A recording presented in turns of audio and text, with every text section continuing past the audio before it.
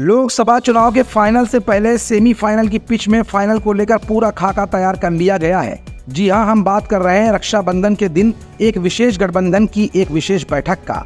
विपक्षी गठबंधन इंडिया के शीर्ष नेताओं ने 2024 के लोकसभा चुनाव में भारतीय जनता पार्टी का मुकाबला करने के लिहाज से ठोस खाका खींचने और घटक दलों के बीच सहयोग पर विचार विमर्श करने के लिए मुंबई में एक अनौपचारिक बैठक रखी।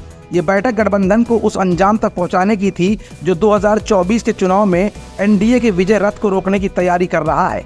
Indian national development inclusive alliance India की 2 दिवसीय बैठक मुंबई के ग्रांड हयात होटल में संपन्न हो गई। Indian national development inclusive alliance India के नेताओं ने इस बैठक के जरिए अनौपचारिक मुलाकात भी की है। समझा जाता है कि आज इस बैठक के दूसरे दिन यानी आज भी तमाम एजेंडे तय किए गए, जिसमें गठबंधन की भविष्य की रणनीति को लेकर महत्वपूर्ण निर्णय लिए गए।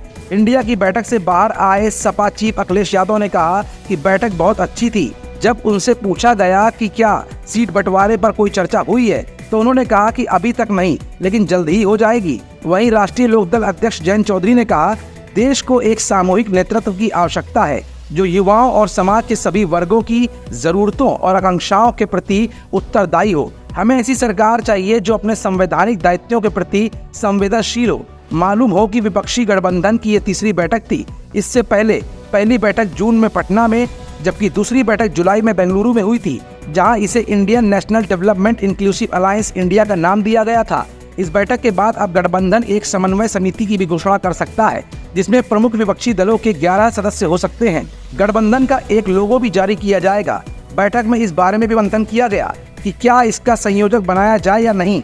गठजोड़ का न्यूनतम कार्यक्रम मसौदा तैयार करने, देश भर में आंदोलन करने की संयुक्त योजना बनाने और सीट बंटवारे पर चर्चा के लिए कुछ उप समूह बनाने की और भी बात की गई है।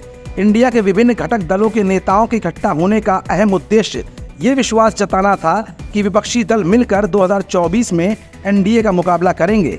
कई नेताओं ने कहा कि वो देश में संविधान और लोकतंत्र को बचाने के लिए साथ आए हुए हैं और सत्तारूढ़ भाजपा से मुकाबले की तैयारी में एक साझा कार्यक्रम बनाएंगे। फिलहाल गठबंधन की इस बैठक में पूरी रणनीति तैयार कर ली गई है। ऐसे में उत्तर प्रदेश की राजनीति में अखिलेश यादव और जयंत चौधरी खास चेहरा बनकर उभरे हैं, जो जहां तक हो सकेगा पिछड़ा वर्ग और किसानों को मनाने का प्रयास करेंगे और एक बहुत बड़े गुट को भी मनाने की पूरी कोशिश भी कर सकते हैं।